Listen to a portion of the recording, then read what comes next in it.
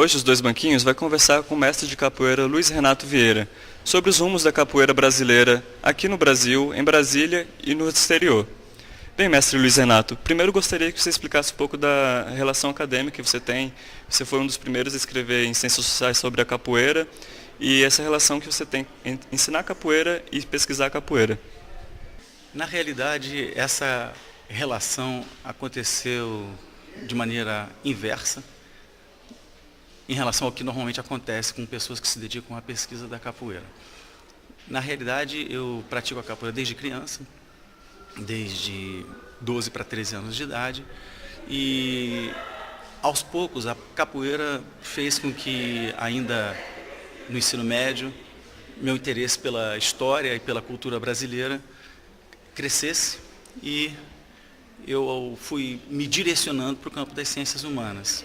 E isso orientou a minha escolha na época do vestibular e optei pelas ciências sociais exatamente porque a capoeira contribuiu muito para que eu me interessasse por tentar compreender o funcionamento desses processos culturais e históricos. Como que você vê os estudos da capoeira hoje em dia? Eles têm evoluído? Ao longo da minha formação em ciências sociais, ainda na graduação, eu fui direcionando meus estudos e procurando compreender com mais detalhe o que acontece no campo da cultura popular e o processo de apropriação da cultura popular pelas classes médias, pelos segmentos urbanos, onde a cultura popular aparece como algo deslocado, algo que é, digamos, importado, apropriado. Como você vê os rumos da capoeira hoje em dia no Brasil, em Brasília e no exterior? O salto que a capoeira realizou no campo de sua relevância como expressão cultural no Brasil é algo absolutamente inédito no país nos últimos 20 anos, sobretudo nos últimos 10 anos.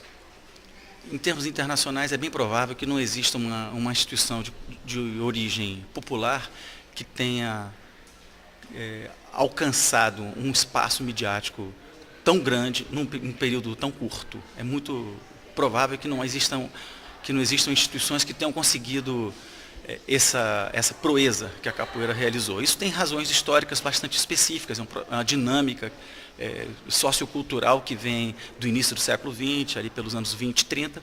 E você tem trabalhado muito com políticas públicas, trazer a capoeira como um patrimônio imaterial brasileiro. Você poderia falar um pouquinho da sua experiência sobre isso? O Estado brasileiro entrou forte nos últimos 10 anos na valorização da capoeira, até porque percebeu que num movimento autônomo, espontâneo, a capoeira acabou se transformando no principal fator de exportação cultural do país. A capoeira é o símbolo, hoje, é o símbolo mais forte, juntamente com o samba, com outras manifestações da cultura popular, fora do país.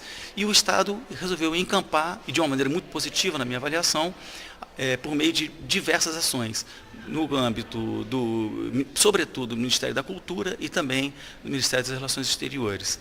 O registro da capoeira como patrimônio imaterial no ano de 2008 foi um passo fundamental, porque nesse cenário de cultura mundializada, você tem uma difusão de uma ideia bastante clara da capoeira como patrimônio brasileiro.